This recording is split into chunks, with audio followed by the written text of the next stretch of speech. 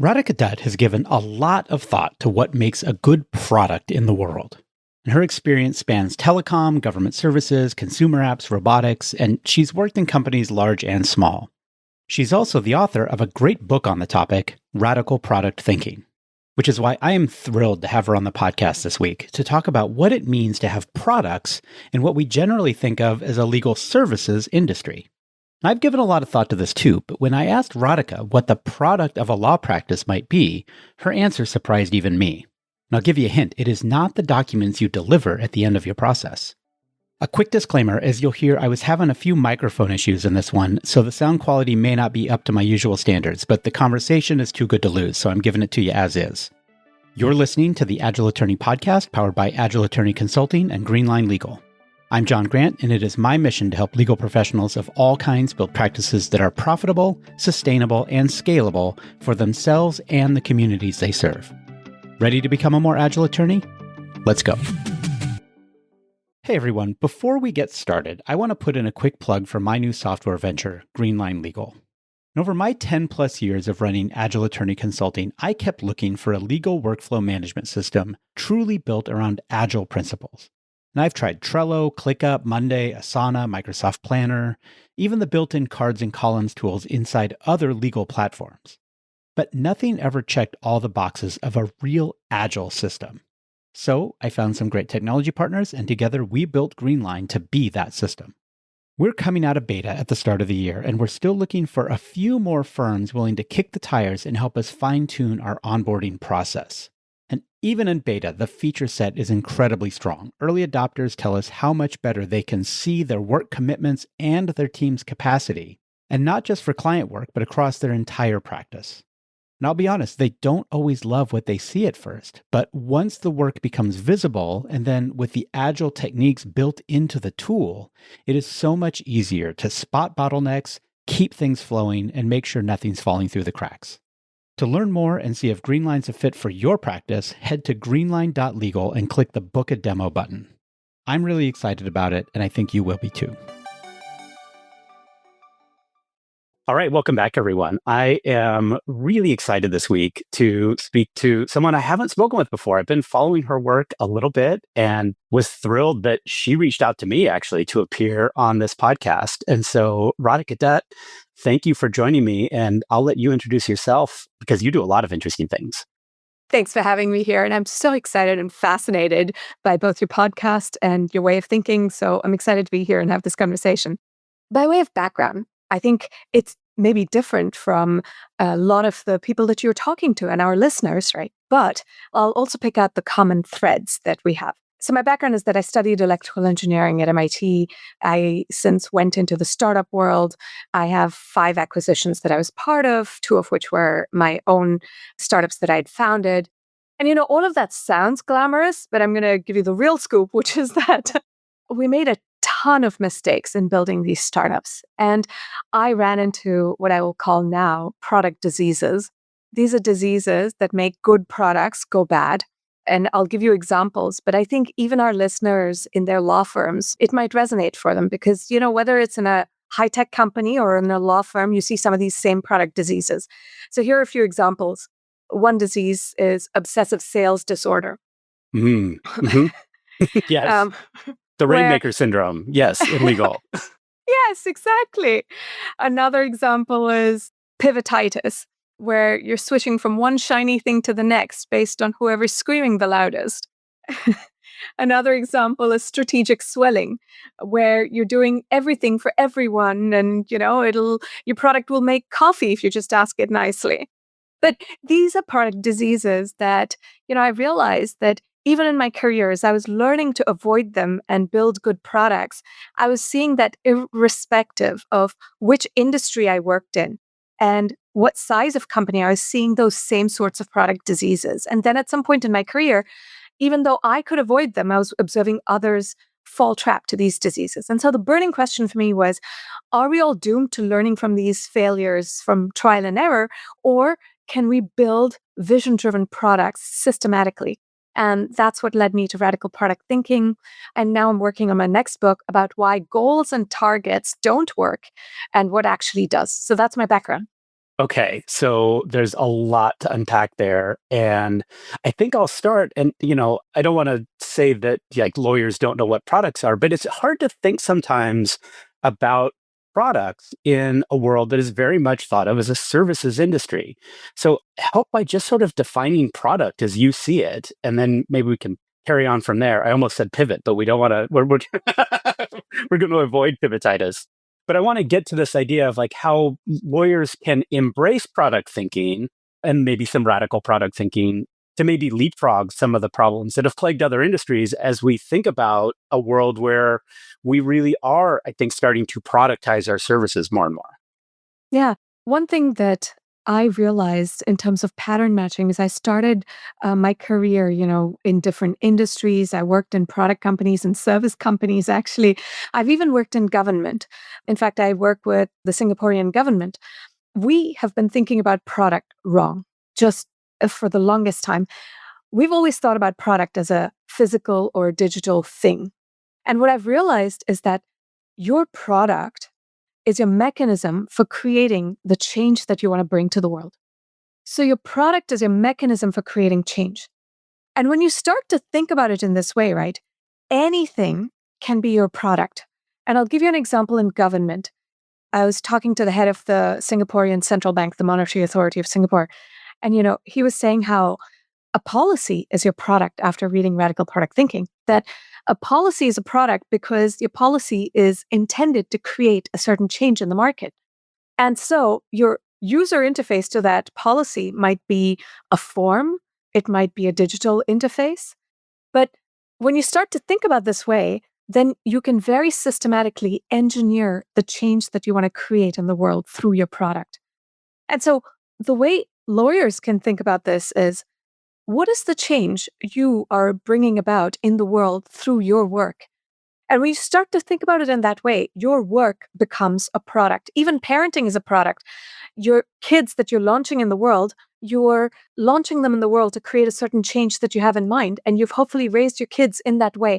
So parenting can be a product. Anything that you work on is your product to create the change you want.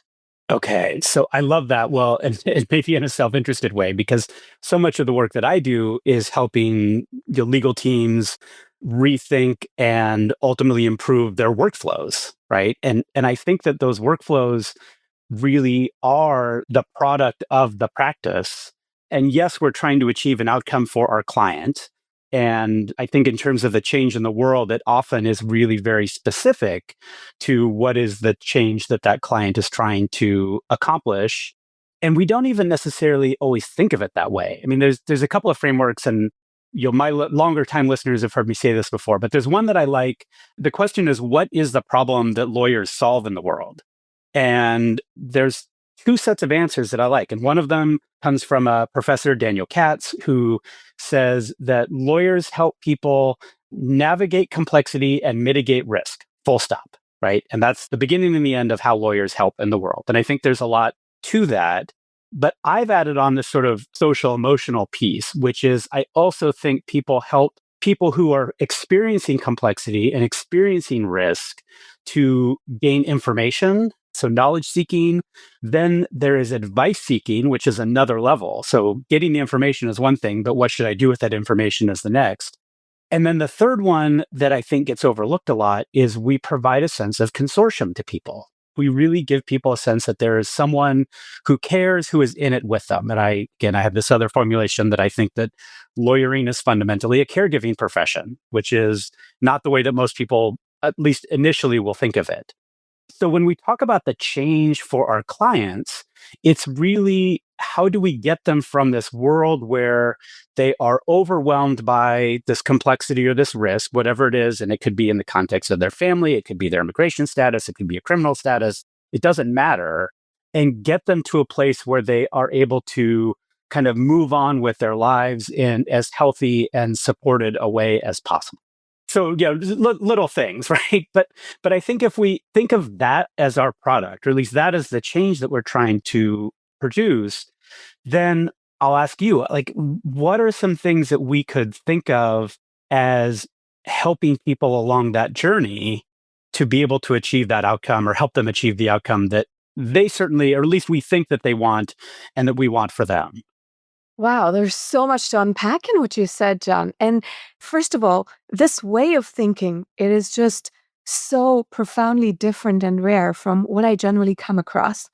And I think in my entire career in life, there's only one lawyer who worked in a law firm whose mindset is very much like what you just described. And she worked in immigration law, and she was talking about the work that she was doing to help immigrants and fight their cases, etc.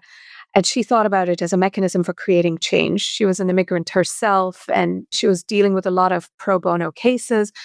But this whole way of thinking about your work as creating this change in the world, and what you said about providing a service that is both the emotional part, but also the knowledge, navigating the advice, the consortium. I have never heard someone talk about it in such a profound way. To me, I think a lot of what you talk about comes down to what is one's vision for their work? And in the Radical Product Thinking book, right, there is a fill in the blanks vision statement where it really helps you define whose problem are you solving? What is their problem and how are they solving it today? Why is the status quo in the world completely unacceptable? And then you can answer, what's the end state I envision? And finally, this is finally where you can talk about your product, how you're bringing it about. Now, if you think about most vision statements, right, those vision statements in the corporate world are like, being the leader in data storage, or there was one startup, their vision was democratizing justice.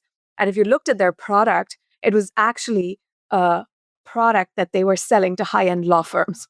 In no way was it democratizing justice. But, they felt like that was the vision statement that sounded meaningful. But going back to this fill in the blanks vision statement, it is about writing a vision statement that is devoid of bullshit. It is about being completely honest about what is your vision in practicing law. And what is the problem statement? I love what you were saying, that it's not just about providing information and navigating complexity, because maybe, I could ask ChatGPT for just information. And yes, it's not perfect right now and it'll give you hallucinating information. But let's say they've figured this out, things are better 5 years from now. Yeah, okay, you can get information, but that's not the problem that most lawyers who really care about their work, what they're setting out to solve, if you just think about it from the perspective of your users, or the people you're serving, like, what is their pain? How would they solve it otherwise? And why are they coming to you? So what is unacceptable about the status quo? And where do you come in? I think that piece is just so powerful. So if you think about your role in that, and therefore what is the world you envision, I think that is the starting point, right? And that helps you really frame for yourself what is the impact and what is the change you want to bring to this world and how you're bringing it about. Yeah. Well, and to put it another way, if what you currently think of as the activities that make up the bulk of your law practice is something that ChatGPT is likely to be able to do in the next few years, then that's an existential risk. And it means that you're probably not thinking expansively enough or thinking in enough of that visionary way. Saturday Night Live had a skit that made a point that I've been making for years just this season, where they make fun of lawyer mission statements. And, at Dewey Cheatham and how we have a combined experience of 87 years doing blah, blah, blah for the community. And, the joke is eventually they bring on a tortoise as a partner so that they can add to the number of years of experience in the mission statement of the law firm. So that's not a vision per se, but that is what passes for a lot of law firm mission statements. And so I think what you're talking about in terms of, again, if our product is the change that we're helping our clients make, and our communities more broadly, I should say, and our vision is for that better state, for that better world, it really does put us into a far more expansive way of meeting those needs, and one that is, to my mind at least, a lot less likely to become overrun by technology as technology continues to accelerate. Yeah, I so agree with that. And I think this is one of the areas where we can bring in the human factor. We bring the empathy AI can pretend to have empathy, but we bring in the empathy and really understanding what is bringing this person to you. We're not just optimizing a number. We're not just optimizing for having them be a return customer and, the billing time, etc. What we're optimizing for is how well are we solving that problem for them? Right. Well, so then let me ask you sort of my next burning question, because the way that we in legal traditionally, at least traditionally for the last 60 or so years, right? The billable hour doesn't go that far back, but it does go about 60 to 70 years back. And so we've pretty much reached a place where there are very few people of a generation that remember what legal was like before the billable hour, which is an interesting pivot point. And it's one of the places where we talked before I started recording, and my listeners have heard me say, right, I'm a fourth generation lawyer. And I actually have been able to pull some of that old way, right? There are members of my family that practiced before the billable hour was dominant. So I have at least some understanding, right? I didn't necessarily experience it in the way that they did, but I'm there was a dying to know, time. how did it happen before billable hours?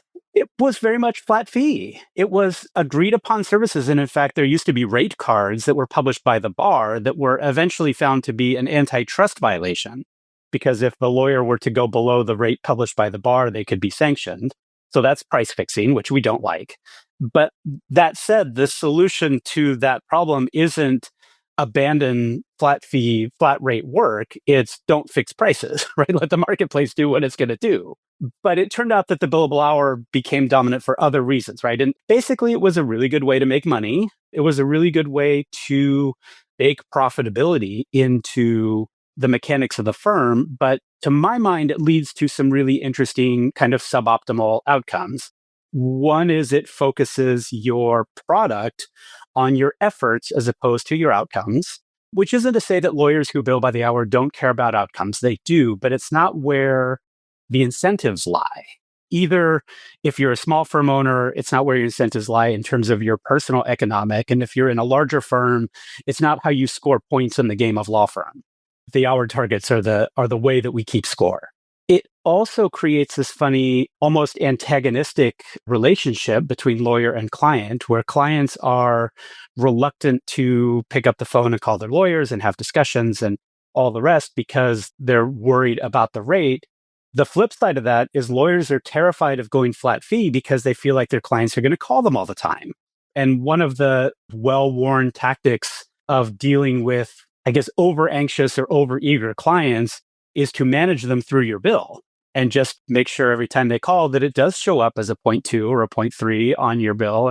And eventually they realize that they don't want to pay for it. And so, but again, it's this very perverse antagonistic posture, which to me runs counter of this vision that you're talking about of achieving the outcome for the client and working together, right? I often will talk with my consulting clients about how can we find ways to get out of this posture where we are going face to face and talking at each other and get on the same side of the table so we're both looking at the future, at the problem, at the solutions, and we're aligning ourselves in a direction as opposed to going at each other in that relationship. So that's a lot of me talking, but I want to come back to, so if a lawyer or a law firm is currently in a world where maybe they're doing hourly billing because it's what they know, it's what the culture is set up to support, but they want to think about changing that model, right? And this is a revenue model more than a product model, but I think there's ways to think about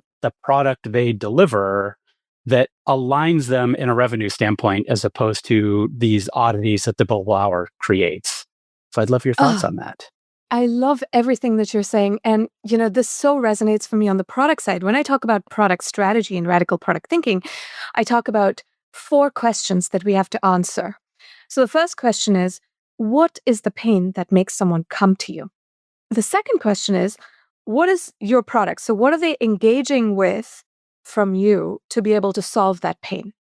So that's your solution, right? The third question is, what is your underlying engine to be able to deliver that solution?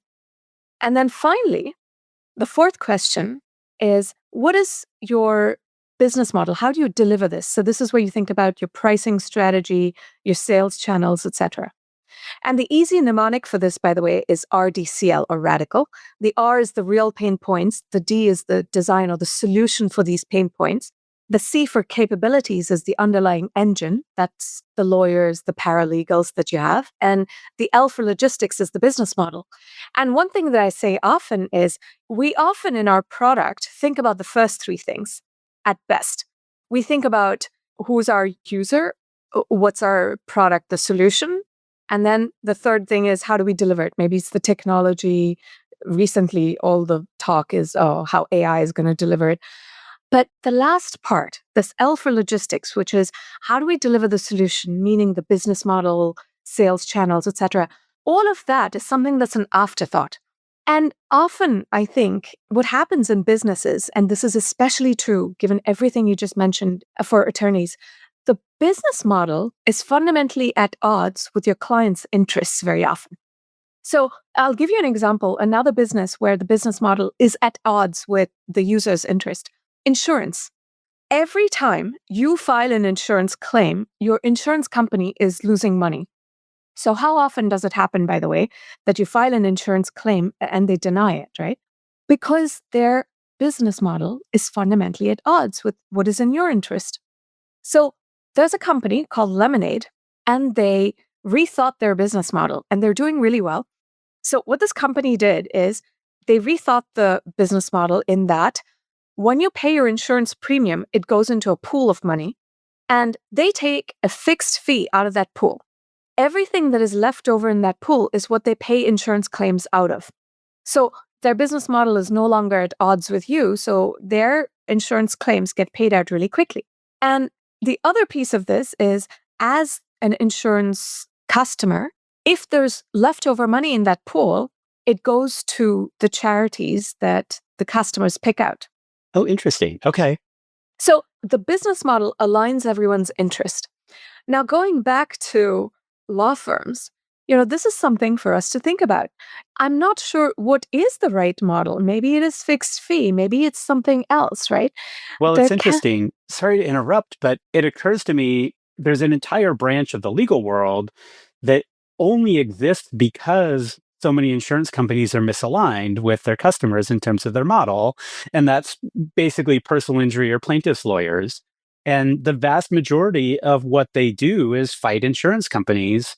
And interestingly enough, they are the biggest sector of the legal services industry that does not use hourly billing. They use contingency fees. And so they've adopted, right, for years now, decades, a model that does, right, you don't pay if we don't win. It does align them with the work. Now, there's other issues and challenges in that practice, but at least that fundamental thing of that misalignment with their customer interests, they've solved through a different billing model, a different, I guess, logistics model using your framework.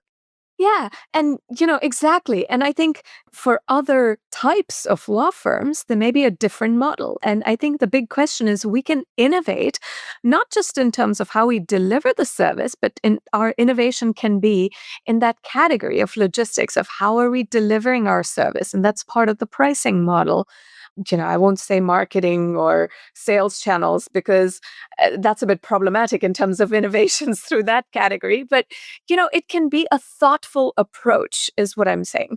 It can be a thoughtful approach to align our interests with customers, and it has to be what is right for your particular model. Going back to something you said at the very beginning before you started talking about the four-part framework, in terms of what are the triggers that cause people, or what are the things that get people to the point where they hire a lawyer? And one of the things that I half jokingly say, is that what lawyers don't realize is in order for most people to make the decision to hire a lawyer, the underlying problem they're experiencing has to get bigger than their fear of hiring a lawyer.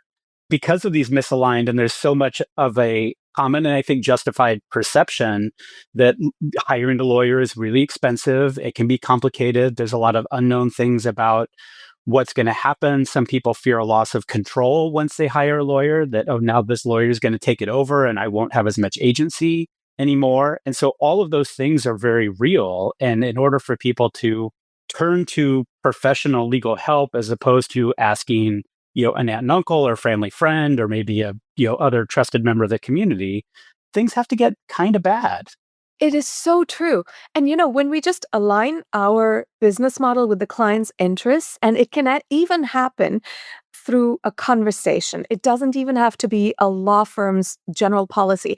I remember one really amazing experience that I had. So we were in the process of selling our house, and it was to a tenant who was already living in that house. And, we had such a great relationship with those tenants, but somehow, when we were going through this agreement to sell the house to them, all of a sudden they were being, I don't know, really bitchy about it. And and they said, "Oh, we're only going to talk through our lawyers." And I was like, "I don't understand." They had this whole long punch list. And we were even being really nice and saying, "You know what, instead of going through a broker, which would have cost us X, we will sell you the house at exactly the same price that we would have put it on the market at. And I'll split the difference with you," even though every negotiation book says don't split the difference. We were like, I'm happy to split the difference of what we would have paid a broker. So the deal was all great, right? And they were just being unreasonable. And so I was just really tired of going back and forth with the lawyer. I just called him up and I said, "Look, I just find this completely unreasonable. Here's where I'm at. If they don't want to move forward, that's fine. I'll just list it on the market, and it's going to be much more painful for them to deal with. And they want to live there. It's going to be their problem." And the guy said to me, "I so agree with you. If they want to be like this, I don't want to work with them. So they're not my kind of client." That Interesting. that one conversation, and he said, "I will let them know." And he turned the thing around and we moved forward. The deal was signed. It was all because he had values, and it wasn't about increasing his billing. He could have certainly continued to play the game.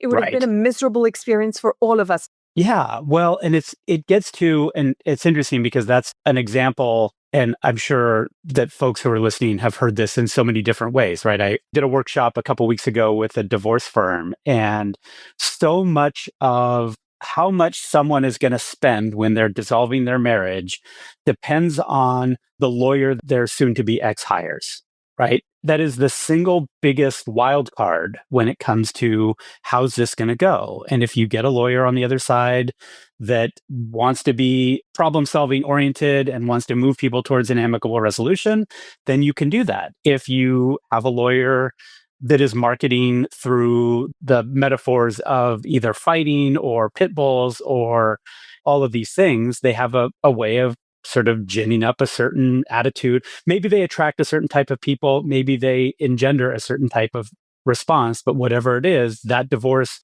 regardless of whether you've hired the most collaborative, sane lawyer on the planet, the other side makes such a big difference. Wow. I didn't know that, but everything that you say makes so much sense. And so then my question, right? So thinking back, and actually I'll kind of use this lens. So maybe a little free taste of your thinking for this firm who I think listens to this podcast. But in a world like that, what is the product, right? So there's the dissolution, right? There's a divorce, but the way that, let's call it a sane firm or a rational firm wants to, well, and that's not to say the others are insane or irrational. They have different interests and they have different things that they care about and different visions for their world. But in any event, that firm that wants to help keep the client experience clean, the client costs as low as possible, how might they think of their product differently as opposed to, right? There's the divorce decree at the end, which is the tangible manifestation of the finality, but that's not the product in and of itself, I don't think. Mm, yeah. So, in that case, right, when you're the sane lawyer, you don't necessarily have control on the outcome because it's going to cost your client whatever it costs, right? And it might be a really shitty agreement at the end, but you do your best, but you don't have control on the outcome. And in that case, right, if you go back to this framework of what is the real pain point that the person is coming to you with, the pain is that they're dissolving something that they cared about. Clearly they were in this, they made those commitments because that was something they cared about. There's the emotional aspect of this, and then there's the financial aspect of this. You're going to do your best on the financial side, but there's the emotional side where that is part of your product that, you can address. one piece of this is the expectation setting, even. What you just said about this workshop, that this reality that, look, we are going to do the right thing. We are trying to be reasonable. Those are our values, our principles. We are going to do the best we can. We are going to try to appeal to their sense of being reasonable, rationality. But, it is what it is. And so, kind of emotionally preparing your client for where they're at and what this emotional journey is going to look like, not just the financial impact, right? But it's the vindictiveness from your partner that you're going to have to deal with emotionally as well. That is part of where this attorney is coming in. Even from that perspective, we can be thoughtful in terms of what is our business model too. Yeah, that's interesting. So one of the things that I've kind of learned through the work that I'm doing in this space is a lot of lawyers think of their product, right? I hinted at this a minute ago, as the widgets that they produce, the paper that they create, whether it's contracts or whether it's court decisions or whatever it happens to be. And I should say, those are important, right? Those definitely need to be good quality, sufficient quality, right? They are the thing that is sort of controlling if the dispute were ever unravel or come to life again, things like that.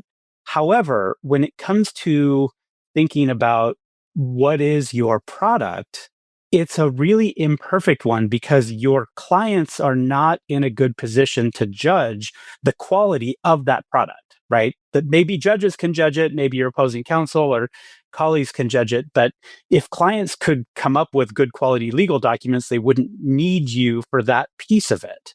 And so I sort of asked myself through the lens of, again, working with lots of other firms.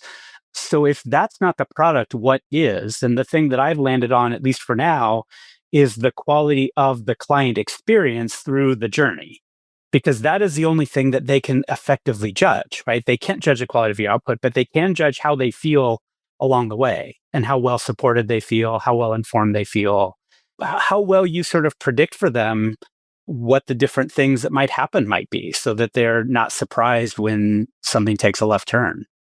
That is so interesting, right? But I think from a product perspective, I want to add on one trap that one could fall into with this way of thinking, which is often in tech products, we think about, oh, I want to delight my users, create a great experience. But what is the definition of a great experience?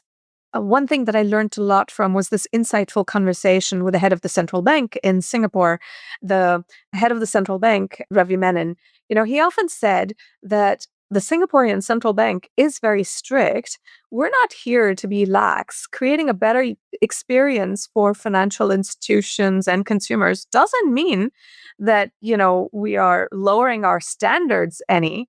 What it means is that if we're going to tell you no, we will do so quickly and you'll understand exactly why that is the case. And I think that is so beautiful, right? There's clarity in their thinking in terms of what is the problem that they're setting out to solve. And the idea is not to please all of their users. It's not about delighting users in saying yes. And so for a law firm, and I think for lawyers, you can think about it in a very similar way. You're not there to bullshit your clients, make them feel good. It might be a really shitty situation that they're in. You're setting expectations.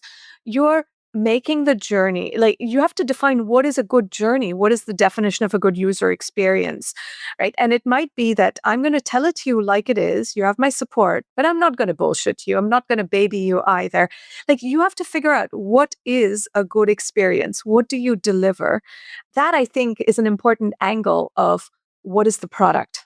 Yeah, it's interesting because I could say in a way that the lawyers that do market themselves as the pit bulls or I'm going to fight for you and I'm going to do all the things, right? Which, again, a lot of that language comes from fighting insurance companies in the plaintiff's lawyer world, but I think it has also leaked into, well, and it also frankly makes sense in the criminal defense world because we're fighting against the overarching opponent that is the government and the weight of institutional power. And that's maybe true in immigration law as well. But when we're talking about divorce, which is the example that I brought up, it becomes sort of an anti pattern where you are delighting the client by feeding their sense of vindictiveness, by feeding their sense of wanting revenge or all of these natural human emotions. I'm not saying that they're wrong per se, but they're not productive ones. And So that's maybe where one law firm's product might be feeding into that and taking that delight the customer approach.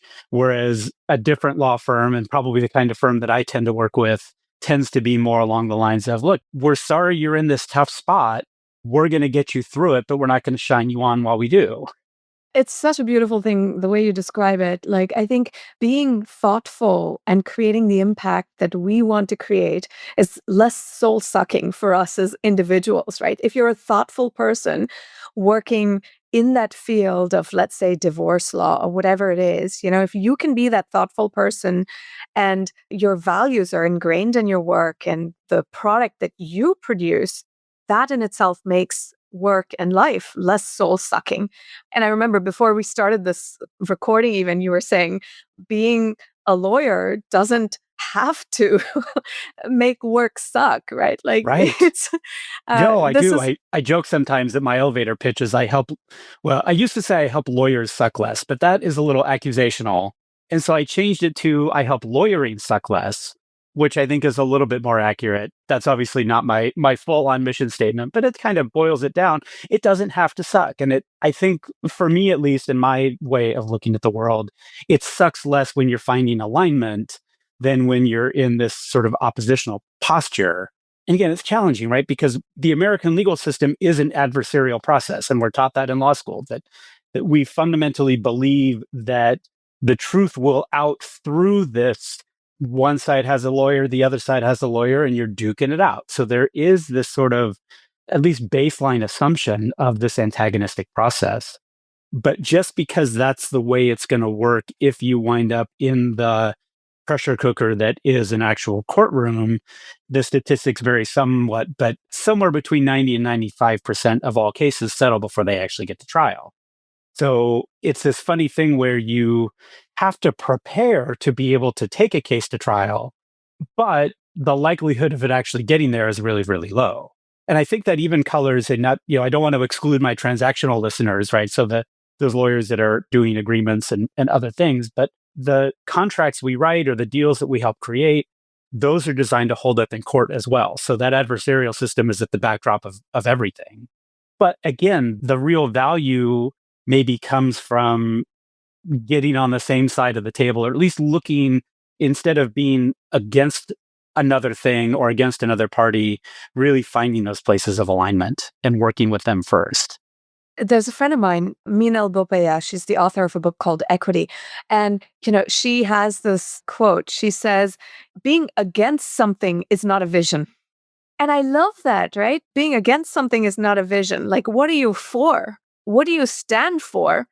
So even for those lawyers, if you're being antagonistic towards the other side, that's not a vision. It's what do you stand for, I think is really what we need to ask ourselves.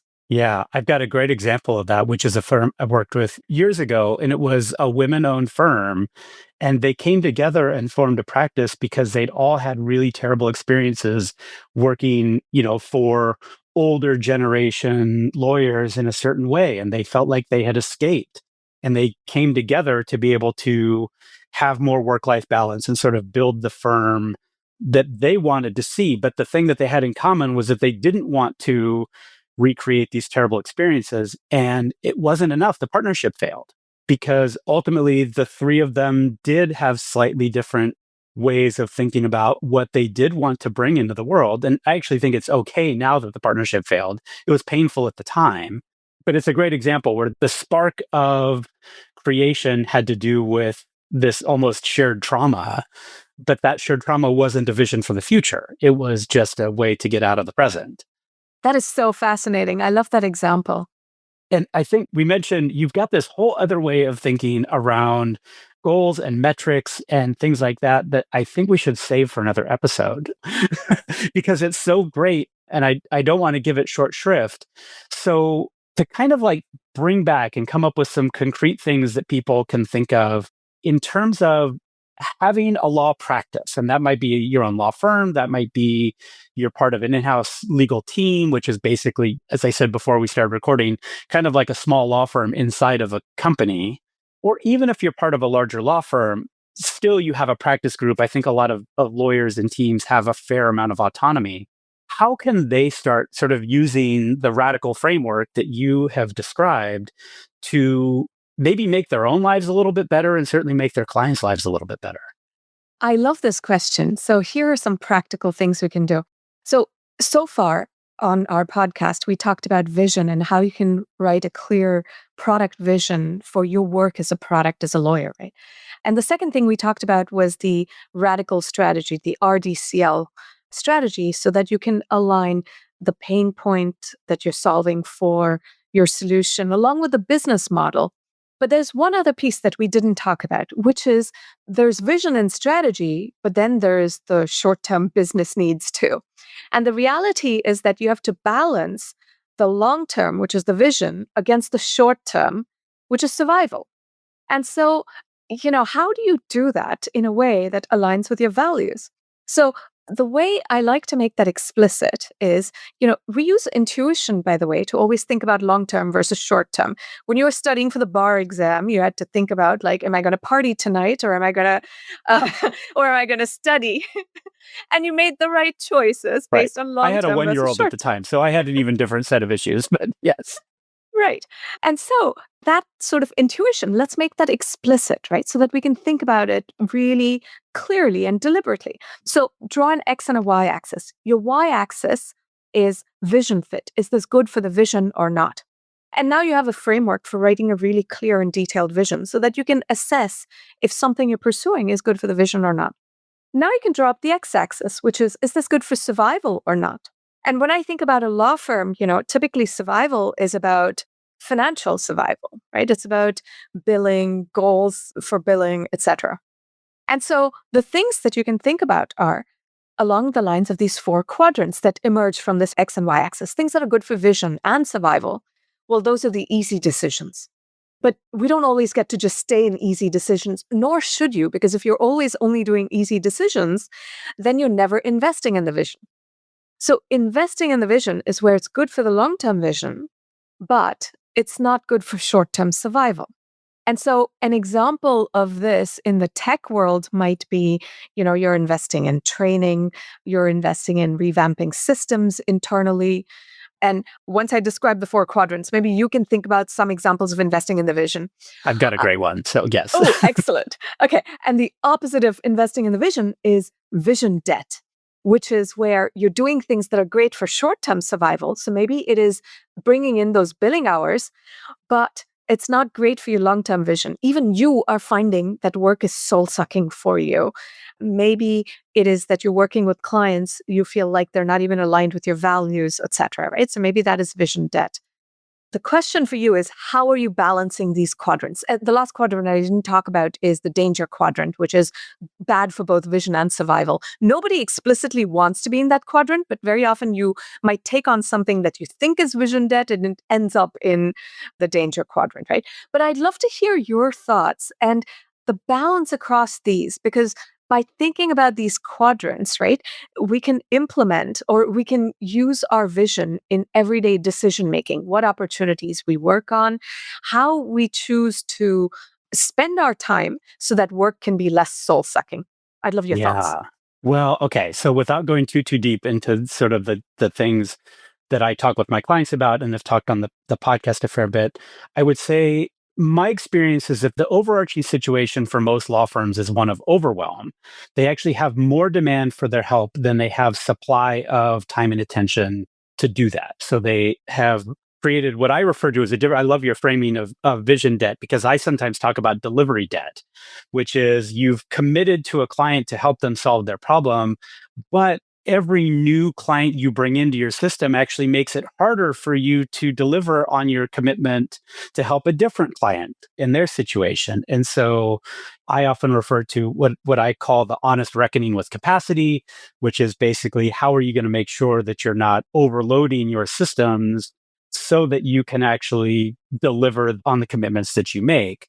But then there's another piece of that. And I think this is where your vision debt comes into play, which is all of that is great for delivering the work inside of the practice, but it does nothing to build your capabilities, to establish your systems, to sort of grow what I think we're defining as the product, right? Your way of working for delivering on these commitments. And so it's a very, very rough thing. And you'll recognize 5% time as being sort of roughly stolen from this Google idea, but I use it a little bit differently in legal, which is I ask the firms that I work with to commit at least 5% of their total capacity, not just the firm owner, but the entire team, to doing on the business and generative tasks and projects and things like that, as opposed to client delivery work.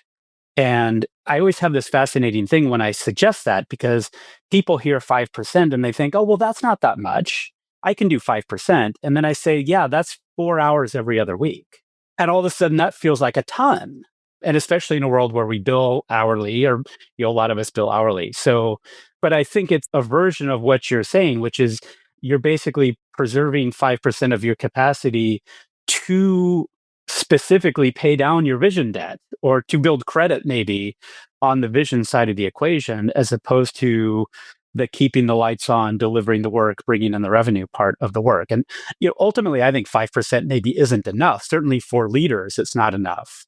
It's a challenging enough starting point that I dare not go higher than 5%. But, to start with. I love what you're saying, because it also is just really resonates for this investing in the vision approach, right? Because what you talk about, this 5%, what you're really saying is just 5%, 4 hours every other week. I want you to think about how are you going to invest in the vision with that, right? And it might be revamping systems. It might be figuring out how you deal with this delivery debt. Given all the vision debt that happens, like, how are you investing in the vision? And so I think it's a very tangible way now to think about even these 4 quadrants. And what you're saying is, there's all this vision debt that we take on. How often are you investing in the vision? What might be ways that you're going to invest in that vision? And otherwise, we're always going to be just in easy decisions quadrant or vision debt, and most often even vision debt, right? Yes. All right. Well, so I really recommend that certainly law firm owners, team leads, even in-house counsel, in-house attorneys, pick up your book.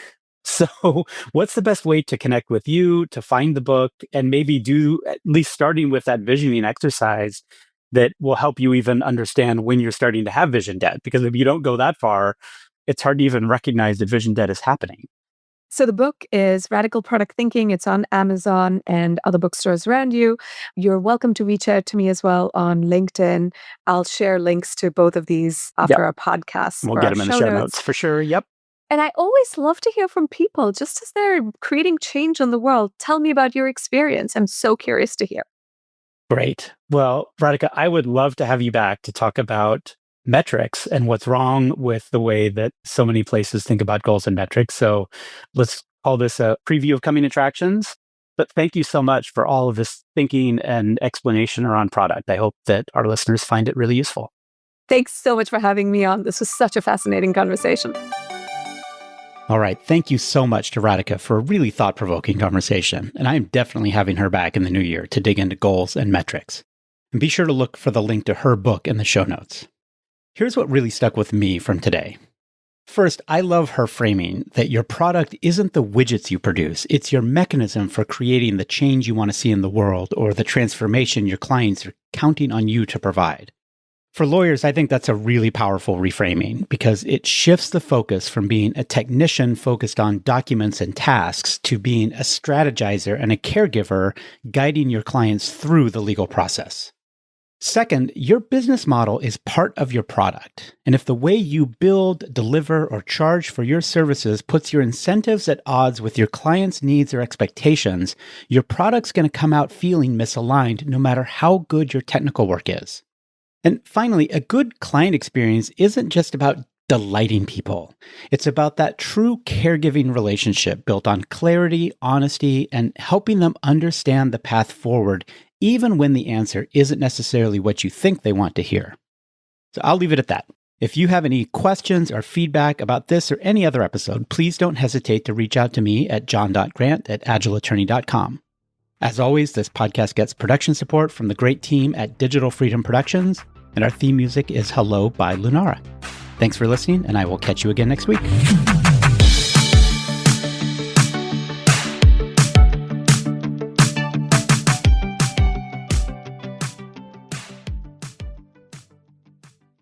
If your day is run by your inbox or you prioritize work based on which wheel is squeaking the loudest, I've got something for you. On Friday, December 12th, my colleague Strawberry Neville and I are teaching a new 90-minute interactive workshop we're calling Better Client Communications, Fewer Interruptions. And we'll kick it off with a core challenge. Most lawyers are heavily invested in the quality of their legal work product, but there's a problem, which is that clients can't really judge whether your legal work is any good. What they can judge is the quality of their client experience. And even for firms that are trying hard, that experience is often lacking. So in this workshop, we'll show you how to treat client communication as an overall operational strategy, not a quote soft skill. You'll learn frameworks to manage client expectations, to re-recruit them to their own cause, and then help get you and your team the time to focus on actually moving that client work forward through your workflows. This is a live hands-on session with in-class work and plenty of takeaways, so we're limiting it to only 12 people. Early bird pricing runs through November 21st. You can learn more and grab your spot today by going to agileattorney.com/ccw for Client Communications Workshop. That's agileattorney.com/ccw. I hope to see you there.